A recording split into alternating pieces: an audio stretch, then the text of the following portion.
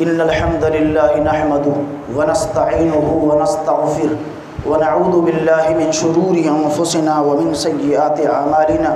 من يهده الله فلا مضل له ومن يضلل فلا هادي له وأشهد أن لا إله إلا الله وأشهد أن محمدا عبده ورسوله يا أيها الذين آمنوا اتقوا الله حق تقاته ولا تموتن إلا وأنتم مسلمون يا أيها الناس اتقوا ربكم الذي خلقكم من نفس واحدة وخلق منها زوجها وبث منهما رجالا كثيرا ونساء واتقوا الله الذي تساءلون به والأرحام إن الله كان عليكم رقيبا يا أيها الذين آمنوا اتقوا الله وقولوا قولا سديدا يصلح لكم أعمالكم ويغفر لكم ذنوبكم ومن يطع الله ورسوله فقد فاز فوزا عظيما أما بعد فإن خير الحديث كتاب الله وخير الهدي هدي محمد صلى الله عليه وسلم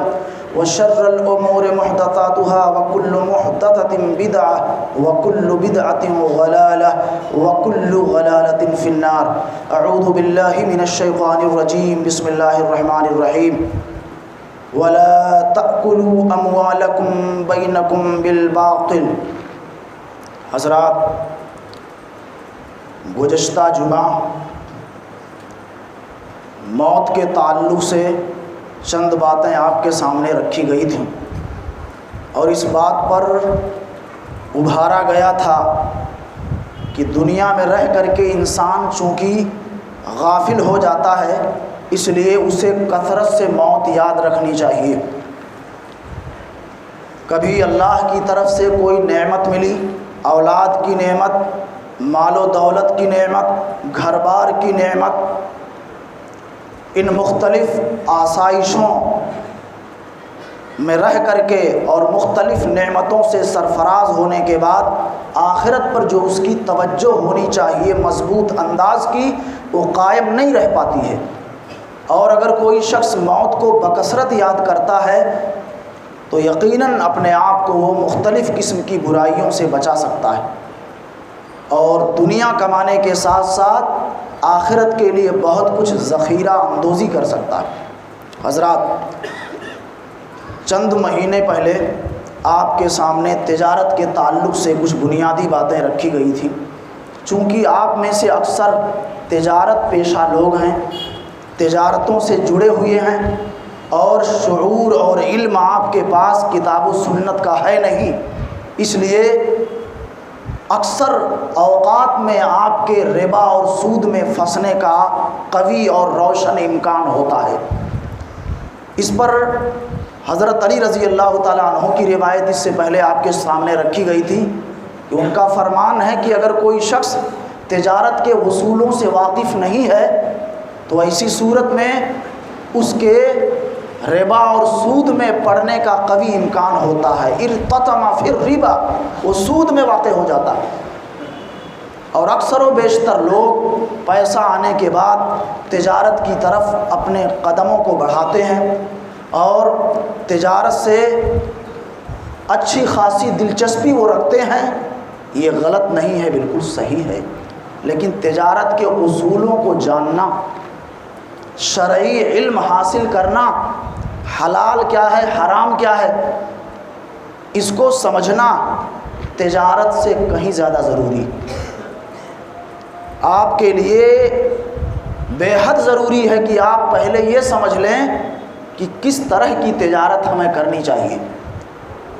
ضابطے کیا ہیں شریعت کے، اصول کیا ہیں شریعت کے. بس دماغ میں آیا، جو بھی آیا بیچنا خریدنا شروع کر دیا. کوئی شراب کی شیشی بیچ رہا ہے، کوئی دھول گرد مٹی اٹھا کے ڈال کر کے لوہے لکڑ کے سامان میں اور کوٹ کر کے اس کو بیچتا ہے تاکہ وزن زیادہ سے زیادہ آئے. کوئی لوہا خریدنے کے لیے گیا، پیتل ہی اٹھا لایا رشوت دے کر کے. یہ سب چل رہا ہے اور ناپ تول میں کمی بیشی بھی اپنے عروج اور شباب پر ہے. میں یہ نہیں کہتا کہ معاشرے میں موجود سارے تجارت پیشہ لوگ اسی قبیل کے ہیں، لیکن اتنا تو ضرور آپ کو معلوم ہوگا اور ہمیں بھی یہ چیز محسوس ہے کہ کچھ لوگ ایسے ہیں جو احتیاط نہیں کرتے، کمانے کے چکر میں، اپنی دنیاوی زندگی کو آرام دہ بنانے کے چکر میں وہ حلال و حرام کے درمیان فرق نہیں کرتے۔ پیسہ آنا چاہیے، کہیں سے بھی آئے، کسی بھی طریقے سے پیسہ کماؤ، پیسہ آپ کماؤ گے تو آپ کی معاشرے میں عزت ہوگی، لوگ آپ کو توقیر اور عزت کی نگاہوں سے دیکھیں گے، آپ کے آگے پیچھے لوگ رہیں گے، یہ تصور قائم ہو گیا، جبکہ ایسی بات نہیں ہے۔ ٹھیک ہے، غلط طریقے سے مال حاصل کر لینے والے، ان کی ہاں میں ہاں ملانے والے بہت سارے لوگ ہوتے ہیں، دنیاوی اغراض و مقاصد کے تحت ان کے پاس ان کا بیٹھنا اٹھنا ہوتا ہے، ہیں اس طرح کے لوگ، لیکن کچھ ایسے بھی ہیں کہ جو حلال طریقے سے مال کماتے ہیں، حلال ذریعے سے انہوں نے مال کمایا ہے، ان کے پاس آنے جانے میں کوئی مذائقہ نہیں، گاہے بگاہے ان کی تعریف کر دینے میں تاکہ حوصلہ بلند ہو کوئی مذائقہ نہیں ہے، لیکن غلط طریقے سے مال حاصل کرنے والے، ان کے اطراف و اکناف میں چونکہ لوگوں کی چاپلوسوں کی متملقین کی ایک بڑی تعداد ہوتی ہے، اس لیے ان کو اپنے گناہوں کا احساس تک نہیں ہو پاتا، یعنی وہ اتنا بھی نہیں جان پاتے کہ میں نے کچھ غلط کیا ہے یا میں کچھ غلط کر رہا ہوں، کیونکہ لوگ لگے رہتے ہیں، ہاں میں ہاں ملاتے ہیں، تعریف کرتے ہیں، تعریف کے پل باندھتے ہیں، سامنے والے کو پتہ بھی نہیں چل پاتا کہ میں غلط ہوں۔ یہ پتہ اس وقت ہوگا جب آپ دوریاں بنائیں گے، معلوم اس وقت ہوگا جب آپ غصے کا اظہار کریں گے، سامنے والے کو احساس شدید اس وقت ہوگا جب آپ اس سے انحراف کریں گے، کنارہ کش ہو جائیں گے، وہ آپ کا قریبی ہی کیوں نہ ہو، آپ کے علاقے اور آپ کے خاندان کا کیوں نہ ہو، سمجھانے بجھانے اور بتانے کے بعد اگر وہ شخص بے ایمانی سے، بے اعتدالی سے، حرام ذرائع سے مال کمانے سے باز نہیں آتا ہے اور آپ نے سمجھایا، حق ادا کر دیا، تو ایسی صورت میں اس سے دور ہو جائیے، اس کی خوشی اور غمی کے میں شریک مت ہوئیے، مختلف مواقع جو آتے ہیں اس میں بھی اس سے دوری بنا کے رکھیے تو اس کو احساس ہو سکتا ہے۔ چند چیزوں کی طرف میں آپ کی توجہ مبذول کراؤں، اس سے پہلے کچھ اشیاء کا بیچنا اسلام میں حرام ہے، ان کی ایک بڑی لسٹ ہے، ایک لمبی اور فہرست ہے، چند چیزوں کا آپ کے سامنے میں ذکر کرتا ہوں اور اس کے بعد سوچ یہ ہے کہ بتاؤں، معاشرے میں دلالوں کی بڑی تعداد ہے، جس کو آپ، جن کو دلال بولتے ہیں، وہ دلال نہیں ہے اصل میں، وہ دلال ہے، صحیح تلفظ دلال، رہنما، راستہ بتانے والے، وہ بتاتے ہیں راستہ، بائع اور مشتری کو جوڑتے ہیں، غلط کو صحیح بھی بنا کے پیش کر دیتے ہیں، غداری بھی کر بیٹھتے ہیں، تو ایسے دلالوں کی اور ان کی کمائی کی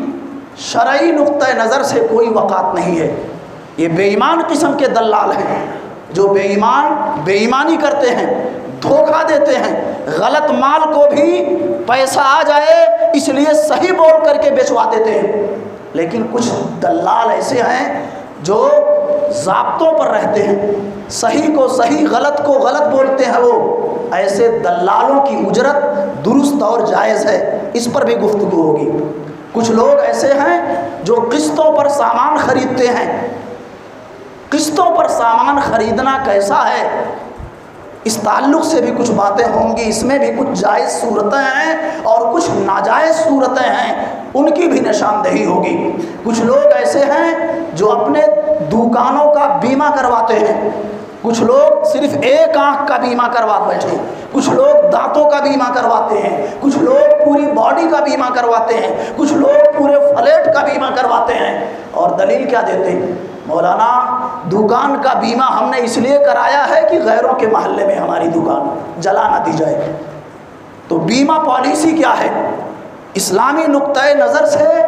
یہ چیز درست ہے یا غیر درست ہے، اس پر بھی گفتگو ہوگی۔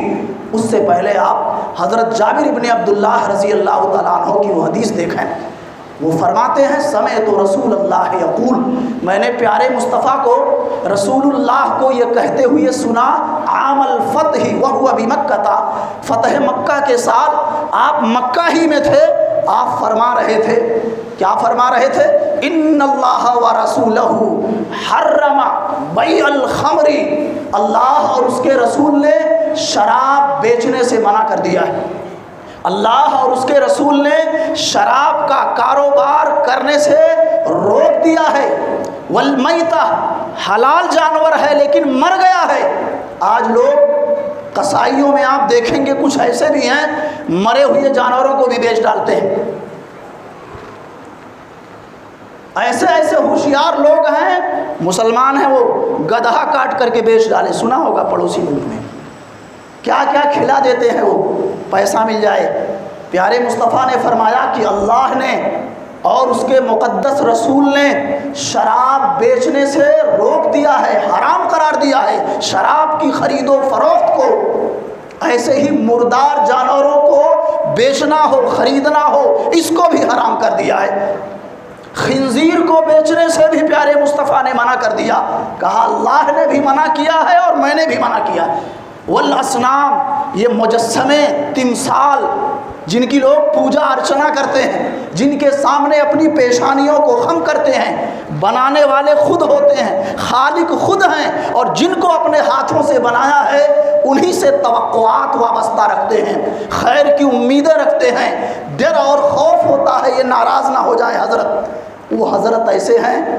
کہ ان کو خود نے آپ نے بنایا ہے، ان کو خود آپ نے ہی بنایا ہے، لوگوں نے بنایا ہے، وہ خود مخلوق ہیں، آپ ان مجسموں اور تماثیل کے خالق ہیں، آپ بنانے والے ہو کر کے اس سے ڈر رہے ہیں۔ تو ان مجسموں، بتوں، تماثیل جن کی پوجا ہوتی ہے، ایسی چیزوں کے بیچنے سے اللہ اور اس کے رسول نے منع فرما دیا، حرام کر دیا۔ کچھ لوگ تھے، انہوں نے کہا اللہ کے رسول صلی اللہ علیہ وسلم ارائیت شحوم المیتتی، مردار جانور جو حلال ہے، بکری ہے، بیل ہے، گائے ہے،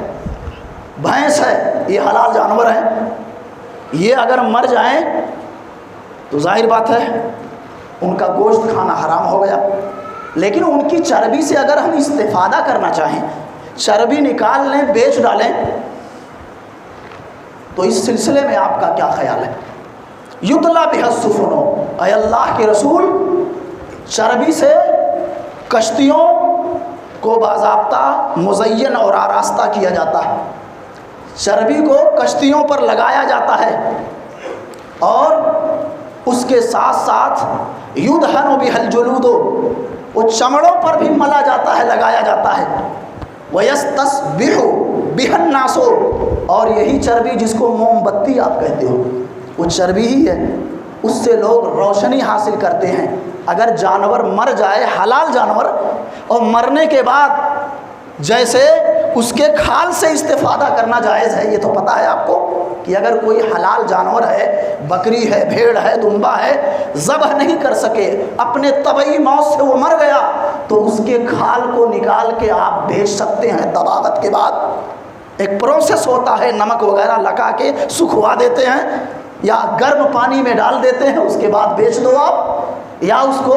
آپ اپنے استعمال میں لے آئیے، جوتے چپل بنا لیجیے، یہ جائز ہے۔ دلیل پیارے مصطفیٰ حضرت محمد رسول اللہ صلی اللہ علیہ وسلم کا گزر ہوا، مرہ بشات میتہ، اللہ کے رسول ایک مری ہوئی بکری کے پاس سے گزرے، لوگ گھسیٹ رہے تھے، آپ نے کہا حلن انتفعتم بہا، کیوں نہیں اس سے تم فائدہ اٹھا لیتے؟ اللہ کے رسول یہ بکری مری ہوئی ہے، آپ نے کہا تھا حلن استمتعتم او انتفعتم بہا، اس کا جو چمڑا اس کے بدن پر لگا ہے، اس کو نکال کر کیوں نہیں فائدہ اٹھا لیتے؟ بیچنا بھی جائز ہے اور اس سے مستفید ہونا بھی جائز ہے، جوتا چپل بنانا بھی جائز ہے۔ انہوں نے کہا اللہ کے رسول یہ تو مری ہوئی بکری ہے، شاۃ المیتہ، حاضی شاۃ المیتہ یا رسول اللہ، یہ تو مری ہوئی بکری ہے۔ پیارے مصطفیٰ نے فرمایا مری ہوئی بکری ضرور ہے، ان اللہ حرم اکلھا، اس کے کھانے کو اللہ نے حرام کر دیا ہے، اس کے چمڑے سے فائدہ اٹھانے سے اللہ نے روکا نہیں ہے۔ یہ صحیح ہے بخاری کی روایت، صحیح ہے مسلم کی روایت، سنن ابی داؤد کی روایت، سنن ترمذی کی روایت۔ تو حلال اگر کوئی جانور ہے مر جائے تو اس کے چمڑے سے فائدہ اٹھا سکتے ہیں آپ، لیکن چربی سے پیارے مصطفیٰ کے سامنے کچھ باتیں رکھی گئیں، کشتیوں میں لگانے کے کام آتی ہے یہ چربی، لوگ اپنے چمڑوں پر یا جانوروں کے چمڑوں پر لگاتے ہیں اور لوگ اس سے روشنی حاصل کرتے ہیں۔ اللہ کے رسول ذرا آپ بتائیں مردار جانور کی چربی کے بارے میں کیا حکم ہے؟ آپ نے فرمایا لا وہ حرام، یہ حرام ہے، اس سے استفادہ درست اور جائز نہیں ہے۔ اور اس کے بعد اللہ کے رسول نے اپنے انداز کو بدلتے ہوئے کہا قال رسول اللہ عند ذلک، آپ نے فرمایا قاتل اللہ الیہودا، اللہ سبحانہ و تعالی ہلاک کر دے یہودیوں کو، ان اللہ لما حرم شحومہا، مردار جانوروں کی چربی کو جب اللہ نے حرام کر دیا تو یہودیوں نے کیا کیا؟ حیلہ کیا، مکر سے کام لیا اور جملو ہو، چربی کو انہوں نے پگھلایا اور بازار میں لے جا کر کے بیچا، فاکلو ثمنہا، اور پھر اس کی قیمت کو کھا لیا۔ اللہ ان یہودیوں کو ہلاک کرے، اللہ ان یہودیوں کو قتل کرے، یہ پیارے مصطفیٰ کے پیارے الفاظ ہیں۔ یہ حدیث متفق علیہ ہے، صحیح بخاری میں بھی ہے، صحیح مسلم میں بھی ہے۔ بتانا مقصود یہ ہے آپ نے نام لیا شراب کا بیچنا حرام ہے، اللہ نے حرام کر دیا ہے، مقدس رسول نے حرام کر دیا ہے۔ اب شراب کیوں حرام ہے؟ کیونکہ اس میں نشہ ہے۔ بہت سارے بھائی ایسے ہیں پرچون کی دکان کھول کر بیٹھے ہیں، کرانہ چلاتے ہیں، وہ دکان چلاتے ہیں، وہ سرتی بھی بیچ رہے ہیں، سگریٹ بھی بیچ رہے ہیں، نشہ آور اشیاء کو بھی بیچ رہے ہیں۔ ایسے لوگ رات اور دن مسجد میں بیٹھے رہیں، وہ حرام کھا رہے ہیں، حرام خور ہیں ایسے لوگ۔ کان کھول کر کے سن لیں آپ، غلط ہے۔ جتنی بھی نشہ آور چیزیں ہیں ان کا بیچنا جیسے شراب کا بیچنا حرام ہے، تیسے ان منشیات کا بیچنا حرام ہے، حرام ہے۔ اس سے بچنے کی ضرورت ہے، چاہے وہ گٹکا ہو، تمباکو ہو، پان ہو جس میں تمباکو وغیرہ ڈال کر کے لوگ کھاتے، سگریٹ ہو، بیڑی ہو، یہ سب خمر ہے، شراب ہے۔ کل مسکر خمر وکل خمر حرام، صحیح مسلم کی روایت ہے۔ پیارے مصطفیٰ نے فرمایا ہر نشہ آور چیز خمر ہے، حکم میں شراب کی طرح سے ہے، وہ اس کے استعمال پر وہی گناہ ہے جو شراب کے استعمال پر گناہ ہے۔ کچھ لوگ انجیکشن لگواتے، کتنے احباب ایسے ہیں جو اپنی بچیوں کی شادی کر کے آج تک رو رہے ہیں، آج تک رو رہے ہیں۔ کیوں؟ انتخاب مناسب نہیں تھا۔ وہ لڑکا ایسا ہے جو نشہ آور ادویہ کا عادی ہو چکا ہے، کہیں ادھر کپڑا کھول کے پڑا ہوا ہے، کہیں اور روڈ کے کنارے پڑا ہوا ہے، کوئی دھکا دے رہا ہے، کوئی کچھ کر رہا ہے، یہ حالت ہو چکی ہے۔ اس لیے جو امانت آپ کے ہاتھوں میں بچیوں کی صورت و شکل میں ہے، ان کی شادی بیاہ کے لیے صرف نوٹ مت دیکھو، بنگلے مت دیکھو، دینداری دیکھو، کہیں شرابی تو نہیں ہے، نشہ خور تو نہیں ہے۔ ورنہ بعض شہر ایسے ہیں آپ کے ارد گرد جہاں ایک بڑی تعداد ہے ان کی جو کاروبار سے بالکل آزاد ہیں، رات کے 2-2 بجے تک جاگتے ہیں، جو نشہ آور چیزوں کا استعمال کرتے ہیں، مرتے بھی ہیں، مارتے بھی ہیں، یہ ان کا مشن ہے۔ ایسے حرام خوروں کے ہاتھوں میں اپنی معصوم اور پھول جیسی بیٹیوں کو مت دو۔ یہ حرام خور لوگ ہیں، وہ ارب پتی ہوں، کھرب پتی ہوں، دولتوں کا انبار ہو، اس سے کوئی لینا دینا نہیں۔ ایسے لوگوں سے تعلقات ختم کرنے کی ضرورت ہے۔ یہ بات آ گئی ہے شراب کے تعلق سے کہ شراب لے کر کے مت بیٹھ جاؤ، شراب تو حرام ہے ہی ہے۔ آپ انگور بیچ رہے ہیں، آپ کھجور بیچ رہے ہیں، وہ چیزیں بیچ رہے ہیں جن سے شراب بنائی جاتی ہے، اور آپ کی دکان میں ایک ایسا شخص آیا جس کے متعلق آپ کو یقین قوی ہے کہ یہ لے جائے گا کھجور شراب میں استعمال کرے گا، آپ کا وہ کھجور اس کے ہاتھ سے بیچنا حرام ہے، کھجور بیچنا حرام ہے، انگور ایسے بدماشوں کے ہاتھ سے بیچنا حرام ہے۔ اگر آپ کو معلوم ہے قرائن سے سمجھ میں آ رہا ہے کہ یہ شخص شرابی آدمی ہے، شراب کا بیوپار کر رہا ہے، یہ حلال چیز تو ہے، کھجور انگور حلال ہے، جو حلال ہے، گیہوں حلال ہے، لیکن اس کے اندر، ان چیزوں کے اندر یہ نشہ پیدا کرے گا، شراب بنائے گا، تو ایسے لوگوں کے ہاتھوں گیہوں، جو، کھجور اور منقع یا ایسے ہی انگور کا بیچنا حرام ہے۔ سمجھ رہے ہیں آپ؟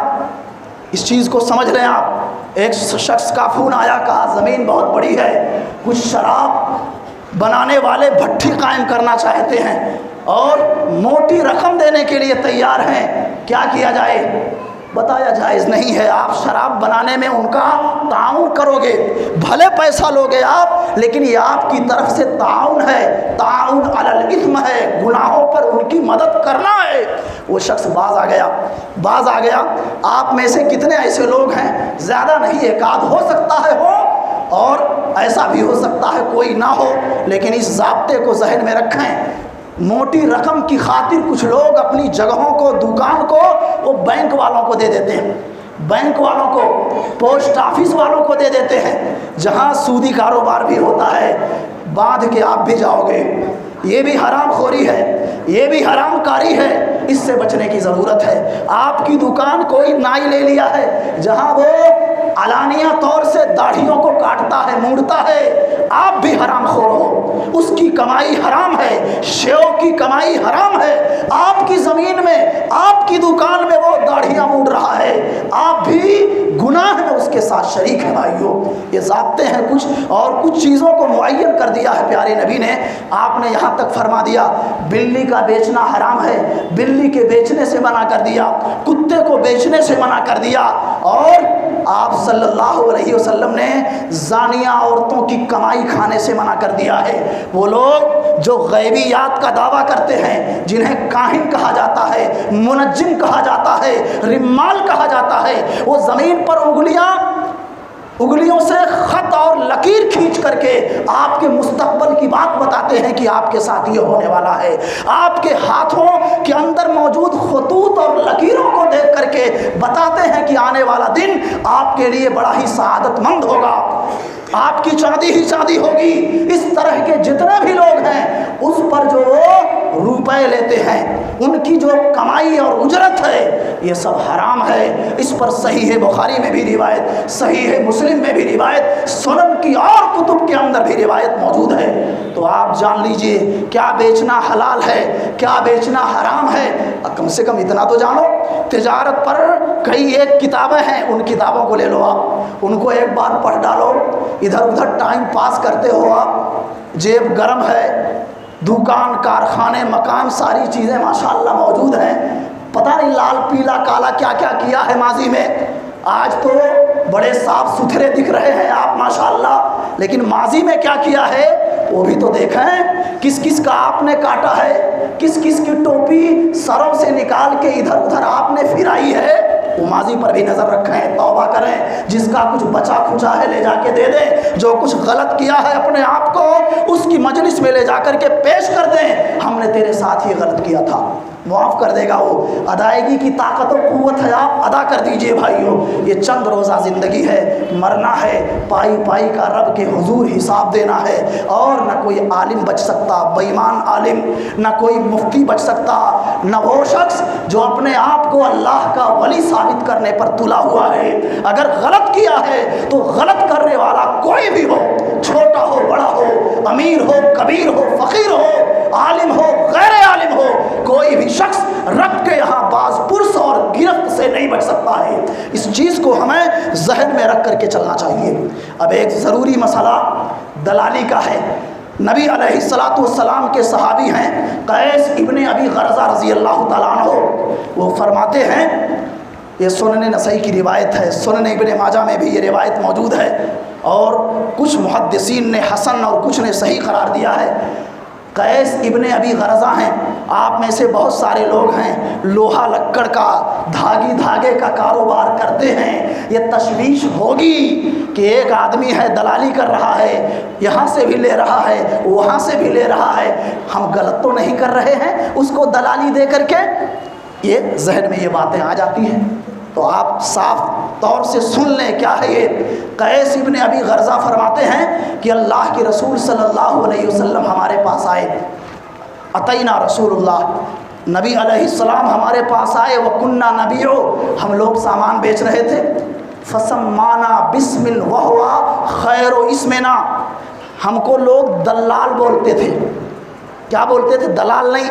دلال مانے رہنمائی کرنا، دلہ یدلو دلالن یہ مصدر ہے، دلالتن دلالن مصدر ہے، دلال مبالغہ کا صیغہ، بہت زیادہ دلالی کرنے والا، بہت زیادہ دلالی کرنے والا، رہنمائی کرنے والا۔ جو دلال ہوتا ہے وہ راستہ بتاتا ہے، سمجھ رہے ہیں؟ بیچنے والا خریدنے والا دونوں میں سے کوئی دھوکہ نہ کھا جائے اس کے لیے وہ رہنمائی کرتا ہے، اسی لیے اس کا نام دلال پڑ گیا۔ عربی زبان میں اسے سمسار کہتے ہیں، اور کئی دلال اکٹھا ہوں تو ان کو سماسرہ کہا جاتا ہے، یہ جمع کا صیغہ ہے۔ تو قیس ابن ابی غرزہ فرماتے ہیں اللہ کے رسول آئے، لوگ ہم کو دلال دلال بولتے تھے، عام لوگوں کی زبان میں لوگ دلال کہتے تھے ہمیں، لیکن جب پیارے مصطفیٰ آئے خرید و فروخت کر رہے تھے۔ اب آپ کے ذہن میں یہ خیال آئے گا کہ جب یہ خرید و فروخت کر رہے تھے تو تاجر نہ ہوئے، وہ دلال کہاں سے ہو گئے؟ تو آپ سمجھ لیں اس کو، دلال وہ بھی ہوتا ہے جو آپ سے کہے لائیے 4 موبائل، ایک موبائل کی قیمت کیا ہے 15,000، دوسری کی 15,000، تیسری کی اس سے زیادہ میں اگر بیچ لوں تو 15 کے حساب سے آپ کو دے دوں، بقیہ جو زائد ہو جائے وہ ہمارا۔ آپ نے کہا ٹھیک ہے، یہ بھی دلالی، یہ بھی دلالی ہے۔ صحیح بخاری میں چیپٹر امام بخاری نے قائم کیا، یہ بھی دلالی۔ آپ کا کوئی سامان ہے، آپ مصروف ہیں، کاروبار سے جڑے ہوئے ہیں، بازار کی نوعیت کیا ہے، اتار چڑھاؤ نہیں سمجھ پا رہے ہیں، کسی ماہر دلال کو آپ نے بلایا اور کہا یہ سامان ہے، یہ گاڑی ہے، موبائل ہے، یہ دکان ہے، مکان ہے، کرائے پر دینا ہے، بیچنا ہے، دیکھ اتنا ہے، اگر کرائے پر دینا ہے تو تو کیا لے گا؟ وہ بول رہا اتنا لوں گا۔ آج تو دلالوں کی وجہ سے کرائے بھی بڑھ جاتے ہیں، 4 ہزار کے بجائے 5 6 ہزار کہتے ہیں۔ جتنا کرایہ بڑھا کے بولو، ایک مہینے کا کرایہ تو اپنے کو ملنا ہی ملنا ہے۔ آپ محنت بھی دیکھیے، اپنی کوششیں بھی دیکھیے، اور آپ نے بطور دلالی کے جو کچھ لینے کی کوشش کی ہے، جو رقم بولی ہے وہ کیا ہے؟ وہ کیا ہے؟ آپ کی محنتوں کے بقدر ہے یا اس سے 10 گنا زیادہ ہے؟ تو یہ بھی سمجھ کے رکھنا چاہیے۔ بہت سارے دلال راتوں رات بڑا بننے کے لیے ایک مرغی بھی خریدواتے ہیں، تو اس میں بھی مرغی سے کچھ کم قیمت نہیں تو پوری کی پوری قیمت لے ڈالتے ہیں وہ۔ تو ایسا دلال نہیں، یہ تو بے ایمان آدمی ہے، ایسے دلال کی ضرورت نہیں ہے، نہ اسلام میں پذیرائی ہے۔ قیس ابن ابی غرزہ رضی اللہ عنہ اجرت پر سامان لے کر کے بیچ رہے ہیں، اتنا آپ کا نفع جو ہوگا وہ میرا، ان کو بھی دلال کہا جاتا ہے۔ اللہ کے رسول نے ہمارا نام لیا، اور نام اتنا اچھا لیا کہ بڑی خوشی ہوئی۔ ہم کو جس نام سے لوگ پکارتے تھے اس سے بہترین نام پیارے مصطفیٰ نے لیا، اور کیا کہا؟ یا معشر التجار، اے دلالوں کی جماعت نہیں کہا، کیا کہا؟ اے تاجروں کی جماعت۔ کیا سمجھے اس سے؟ یہ دلالی پورے طور سے منع نہیں ہے، سمجھ رہے ہیں؟ کیا کہا؟ ہم کو سماسرہ لوگ بولتے تھے، لیکن نبی نے ہمارا ایک بہترین نام ہمیں بتایا، بہترین نام لیا اور کہا اے تاجروں کی جماعت، ان ھذا البیع یحضرہ الحلف والکذب، یہ تجارت، خریدنا بیچنا بیچوانا، اس میں غیر ارادی طور سے کبھی کبھی آدمی جھوٹ بول دیتا ہے، یعنی زبان سے جھوٹی بات نکل گئی، نیت نہیں ہے۔ اس پر نسائی نے چیپٹر قائم کیا ہے کہ بلا یقین اور ارادے کے آدمی جھوٹ بول دے، تجارت کرنے والا غیر شعوری طور سے، غیر ارادی طور سے اس کی زبان سے جھوٹ نکل جائے، جھوٹی بات نکل جائے، یا قسم کا کوئی کلمہ نکل جائے، ارادہ نہیں ہے لیکن بول دیا قسم کی، اللہ کی قسم، رب کعبہ کی قسم، یعنی غیر ارادی طور سے۔ پیارے مصطفیٰ نے کہا اے تاجروں کی جماعت، کیا کہتے ہیں کہ ہمیں لوگ دلال پکارتے تھے، کنا نسمی السماسرہ، لوگ ہم کو سماسرہ یعنی دلال کہتے تھے۔ نبی نے ایک بہترین نام دیتے ہوئے کہا اے تاجروں کی جماعت، یہ خرید و فروخت، بیچنا خریدنا بیچوانا، اس میں غیر ارادی طور سے نیت کے بغیر بلا کسی ارادے اور قصد کے کبھی جھوٹی بات بھی آ جاتی ہے، کبھی قسم کا کوئی کلمہ بھی صادر ہو جاتا ہے، اس لیے صدقہ کیا کرو، اس لیے صدقہ کیا کرو۔ یہ بات بہت واضح ہے حدیث۔ اب یہ نہ سوچیں گھوٹالا کرنے والے کہ خوب جھوٹ بولو، ہے نا، خوب جھوٹ بولو، خوب جھوٹی قسمیں کھاؤ، 10,000 کی چیز کو 20,000 بنا کے بولو، اللہ کی قسم 15,000 میں لایا تھا، اب تھوڑا تو نفع دے دو، 10,000 کی چیز ہے۔ دیکھیں گے آپ کاروباری پیشے سے جو لوگ جڑے ہیں قسم تھوک کے بھاؤ کھاتے ہیں،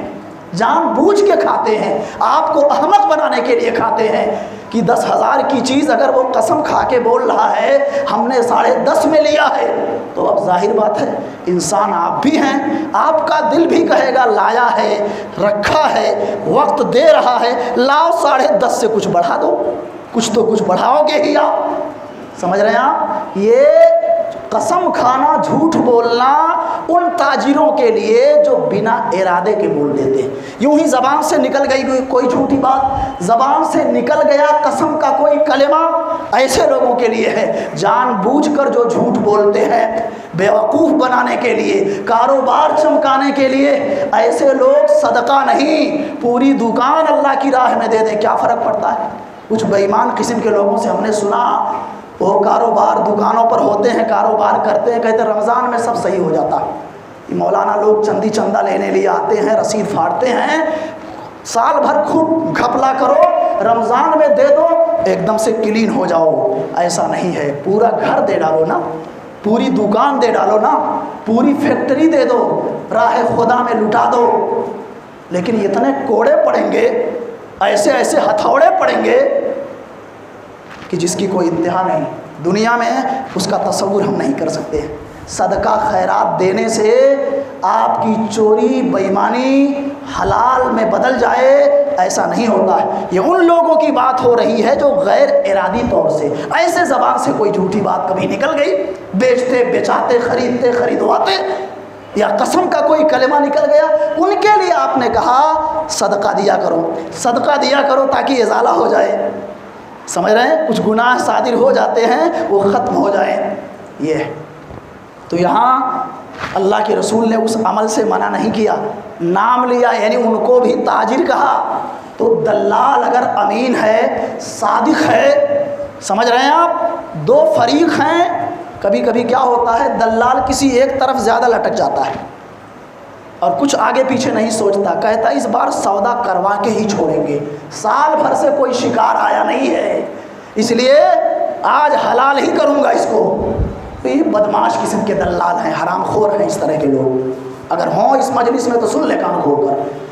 سمجھ رہے ہیں۔ دلالی، دلال کا جو پیشہ ہے دلالی کا،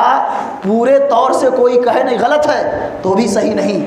اور آنکھ بند کر کے بول دے نہیں صحیح ہے تو بھی غلط ہے تو بھی صحیح نہیں، سمجھ رہے ہیں آپ۔ جو دلال ہوتا ہے بائع اور مشتری کے بیچ میں، بیچنے اور خریدنے والے کے بیچ میں، اس کو ایماندار ہونا چاہیے۔ جو سامان بیچوا رہا ہے اس میں اگر عیب ہے، کمی ہے، نقص ہے تو بتا دے آپ کو، خریدنے والے کو، بھائی دیکھو یہ ایسا ایسا ہے، یہ فلاں ماڈل ہے، ایسا ہے، اس میں یہ کمی ہے، یہ نقص ہے، اور ہماری مزدوری اتنی بنتی ہے، بول دے پہلے،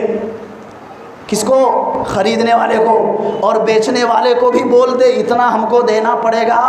اور حساب کتاب سے بولے، نہیں سمجھے آپ؟ یہاں تو بے حساب ہو جاتے ہیں لوگ، 100 روپے کی دوا، 100 روپے کی دوا 200 میں بیچتے ہیں، ماشاءاللہ 100 روپے کا سامان 200 روپے میں بیچتے ہیں، کہتے ہیں بہت نفع ہے۔ یہ نفع کما رہے ہو آپ کہ لوٹ رہے ہو لوگوں کو؟ یہ مسلمان دکانداروں سے میں کہتا ہوں، آپ نفع کما رہے ہو یا جیب کاٹ رہے ہو؟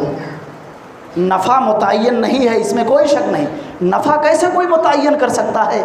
لیکن اتنا لو کہ نہ آپ کو تکلیف ہو، آپ کا بھی 1-2 روپیہ بچ جائے، سامنے والا بھی خوش ہو کر کے جائے، اس کا بھی بھلا ہو، آپ کا بھی بھلا ہو۔ مارجن حساب سے رکھا کرو آپ، حساب سے رکھو، نہیں تو اگر جیب کاٹو گے تو جا کے ہاسپٹل میں دینا پڑے گا۔ مہینے میں 10 چکر لگانے پڑتے ہیں بہت سارے لوگوں کو۔ میں سب کی بات نہیں کرتا، کچھ لوگ اللہ کی آزمائشوں میں بھی ہوتے ہیں، حلال ذریعے سے انہوں نے کمایا ہوتا ہے، لیکن رب کی طرف سے آزمائشیں آتی ہیں، لیکن اس میں بہت سارے ایسے ہیں جو غلط طریقے سے مال حاصل کرتے ہیں اور دوسری جگہ پر ان کو ادا کرنا پڑتا ہے۔ تو اتنا نفع نہ کماؤ آپ کہ اس کو لوگ چوری اور ڈکیتی کا نام دے دیں، اتنا نفع نہ کماؤ، اللہ کے واسطے حساب کتاب سے کماؤ، آپ کا بھی بھلا ہو جائے، سامنے والے کا بھی بھلا ہو جائے۔ تو جو دلال ہو ایماندار ہو، صحیح بتائے، مال میں، دکان میں، مکان میں، جگہ میں، زمین میں کوئی نقص ہے، عیب ہے، واضح کر دے، اور اپنی مزدوری پہلے متعین کر دے، اپنی مزدوری پہلے متعین کر دے، اتنا ہم کو دینا، اتنا ہمارا بنتا ہے۔ دونوں سے بھی لے سکتا ہے، اور کوئی ایک ہی ہے تو اس سے بھی لے سکتا ہے، یعنی ایک فریق سے لے تو بھی وہ جائز ہے اگر ایماندار ہے، دھوکہ دینے والا نہیں ہے، اور سامان کو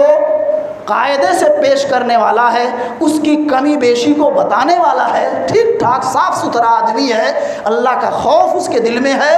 تو وہ ایک طرف سے لے گا تب بھی جائز ہے۔ مناسب قیمت ہو یا اجرت وہ بتائے، وہ تو اس کی اجرت ہے، اس کا محنتانہ ہے وہ، اور دونوں طرف سے لے، تھوڑا ادھر سے تھوڑا ادھر سے، حساب کتاب سے، تو بھی جائز ہے۔ ایسا نہیں کہ دو طرف سے لینے لگا تو حرام ہو گیا، لیکن بات پہلے واضح کر دے، اس پر اتفاق ہو جائے۔ آپ سامان بیچ رہے ہو، آپ سے بات کر لیا دلال نے اور کہا اتنی قیمت، اتنا پیسہ ہم کو دے دو، ہم آپ کا سامان بھجوا دیں گے۔ اب جتنا آپ نے وعدہ کیا ہے اگر وہ معقول ہے تو ایسی صورت میں آپ دیں۔ المسلمون علی شروطہم، مسلمان اپنی شرطوں پر قائم رہتے ہیں۔ جو شرطیں آپ کے سامنے آئیں اور آپ نے جو عہد و معاہدہ کیا ہے اس کے پابند ہونے چاہیے۔ سمجھ رہے ہیں آپ؟ یہ امام بخاری نے چیپٹر قائم کیا صحیح بخاری میں، کتاب الاجارہ میں، اجرتوں کا بیان، اس پر کتاب ہے پوری، اور اس میں ایک باب قائم کیا ہے، باب و اجری سمسرت، دلالی کی اجرت کا باب ہے۔ کیا؟ سمسرہ کا معنی دلالی، دلالی کی اجرت کا باب۔ اور اس کے بعد امام بخاری رحمۃ اللہ علیہ نے کہا، محمد ابن سیرین تابعی ہیں رحمۃ اللہ علیہ، ابراہیم ابن یزید نخعی تابعی ہیں رحمۃ اللہ علیہ، اور پھر عطا ابن ابی رباح تابعی ہیں رحمۃ اللہ علیہ، حسن بصری رحمۃ اللہ علیہ یہ بھی تابعی ہیں۔ ان چاروں بڑے تابعین کا نام لے کر کے امام بخاری رحمۃ اللہ علیہ نے ہیڈ لائن قائم کیا، چیپٹر قائم کیا، اور ان چاروں کا نام لے کر کے کہا، یہ لوگ کہتے ہیں کہ دلالی کی اجرت میں کسی طرح کا کوئی گناہ اور حرج نہیں ہے۔ اس کے بعد امام بخاری رحمۃ اللہ علیہ عبداللہ ابن عباس رضی اللہ عنہما کا یہ قول نقل کرتے ہیں۔ کیا قول ہے؟ لا بأس ان یقول، حرج نہیں، گناہ نہیں کہ کوئی شخص کسی دلال سے کہے، بِهَذَا الثَّوْبَ، اس کپڑے کو تو بیچ دے، فما زادہ علی کذا و کذا فہو لک، اتنے میں اس کپڑے کو بیچ دے، اس سے اوپر جتنا ہو جائے وہ تیرا ہے، جتنا ہو جائے وہ تیرا ہے۔ اس طرح کے عمل میں کوئی حرج نہیں ہے، ایسا بھی کوئی کر رہا ہے تو بھی وہ دلال ہے، لیکن گناہ نہیں ہے، ایسا کیا جا سکتا۔ کون کہتے ہیں؟ مفسر قرآن عبداللہ ابن عباس رضی اللہ عنہ۔ محمد ابن سیرین رحمۃ اللہ علیہ کا اس کے بعد قول نقل کیا امام بخاری نے صحیح بخاری میں کہ محمد ابن سیرین رحمۃ اللہ علیہ فرماتے ہیں، تابعی، عظیم تابعی، وہ کہتے ہیں کہ اگر کوئی شخص کسی سے کہے، بیعہ بکذا، اس سامان کو اتنے میں بیچ دے، باب کیا قائم کیا ہے؟ دلالی کی اجرت کا باب۔ اور کیا کہہ رہے ہیں نیچے؟ عبداللہ محمد ابن سیرین فرماتے ہیں رحمۃ اللہ علیہ کہ کوئی شخص کسی سے کہے یہ سامان، وہاں کپڑے کا ذکر نہیں ہے، بیعہ بکذا، اس سامان کو، کوئی بھی سامان، گاڑی گھوڑا، مکان بنگلہ، زمین جائیداد، موبائل، کوئی بھی، اس کو اتنے میں بیچ دے، فما کان من ربح فہو لک، اب اس کے اوپر جو نفع ہو وہ تیرا، یا بینی و بینک، اس کو اتنے میں بیچ دے، اس سے اوپر کا جو ہوگا نفع اس میں میرا بھی آدھا اور تیرا بھی آدھا۔ چاہے یہ بولے اور چاہے کہے جو نفع ہو وہ ٹوٹل تیرا ہو گیا، ایسا بولے تو بھی جائز، اور بولے نفع میں اتنا پرسنٹ تیرا اتنا پرسنٹ میرا تو بھی جائز ہے، لا باس، اس میں کوئی حرج نہیں، اس میں کوئی حرج نہیں ہے، سمجھ رہے ہیں؟ شرط ہے جو دلال صاحب ہیں ان سے ہماری گزارش ہے، اس پیشے سے جتنے لوگ جڑے ہیں ایماندار رہو، بڑا بننے کے چکر میں غلط کام نہ کر بیٹھو، دو لوگوں کو جب جوڑو آپ، سامان بیچوانے خریدوانے کی کوشش کرو آپ، تو اس میں کسی ایک فریق کے طرفدار نہ بن جاؤ کہ ایک طرف لٹک گئے، اب سامنے والے کا مارا پورا تیا پاچا کر کے رکھ دیا، سمجھ رہے ہیں آپ؟ سونے کو چاندی، چاندی کو سونا بنوا دیا آپ نے، یہ سب غلط کاری مت کرو، صاف ستھری بات کرو، ایمانداری پر رہو، بدعہدی نہ کرو، غداری نہ کرو، تو ایسی صورت میں یہ پیشہ بالکل درست اور صحیح ہے۔ قسطوں پر کچھ لوگ سامان لیتے ہیں، اس کی دو صورتیں، پہلی صورت یہ ہے کہ آدمی آپ سے کہے یا کسی بھی شخص سے کہے یہ سامان 50,000 روپے، نقد دو گے تو بھی صحیح تو بھی 50، اور ادھار میں لوگے 2-4-6 مہینے کا تب بھی 50,000، تو یہ بالکل جائز ہے، اس میں کسی کا کوئی اختلاف نہیں ہے، سمجھ گئے آپ؟ ایک موبائل، کوئی سامان، مائک، لاؤڈ اسپیکر، زمین، مکان، کچھ بھی، نقد میں بھی اتنی رقم اور ادھار لینے پر بھی کہے اتنی ہی رقم، تو یہ عمل درست ہے، سمجھ رہے ہیں آپ؟ میں دے رہا ہوں نقد 50,000، ایک کہہ رہا نہیں میرے پاس طاقت نہیں ہے 4 مہینے کے ادھار پر دے دو، تو اس سے کیا کہے نہیں پھر بھی 50,000 ہے، تو ادھار اور نقد دونوں صورتوں میں قیمت ایک ہی اگر ہو تو بالکل جائز ہے، آنکھ بند کر لو آپ، اس میں کسی کا کوئی اختلاف نہیں۔ قسطوں پر بیع کی ایک صورت اور ایک شکل یہ ہے کہ آپ کسی کے پاس سامان خریدنے گئے، سامنے والے نے کہا یہ سامان ہے، اگر آپ ادھار لیتے ہیں تو 60,000 اور نقد لیتے ہیں تو 50,000، سمجھ رہے ہیں آپ؟ اس کو کچھ علماء نے ناجائز قرار دیا ہے، اس پر روایت ہے اللہ کے رسول صلی اللہ علیہ وسلم نے نہى النبی ان بیعتین فی بیعتین، ایک ہی سودے میں 2 سودا کرنے سے اللہ کے رسول نے منع کیا، یعنی ایک ہی چیز کو، کچھ لوگوں نے یہ ترجمہ کیا ہے ایک ہی چیز کو 2 طریقے سے بیچنے سے پیارے مصطفیٰ نے منع کر دیا، اور ایسے ہی سنن ابی داؤد کی روایت ہے من باع بیعتین فی بیعتین، ایک ہی دھندے میں ڈبل کوئی کرے، ایک ہی چیز ہے اس کی قیمت الگ الگ انداز سے متعین کرے، تو ایسی صورت میں کم سے کم کو وہ لے، فَلَهُ أَوْ كَسَهُمَا، وہ کم لے، یعنی 50,000 نقد اور 60,000 ادھار لوگے تو 60,000 دینا ہے، نقد لوگے تو 50,000 دینا ہے۔ اللہ کے رسول فرماتے ہیں ایک ہی چیز کے بیچنے کے وقت 2 بھاؤ اگر ہو تو بیچنے والے کو چاہیے کہ جو کم بھاؤ ہے وہ لے، اور اگر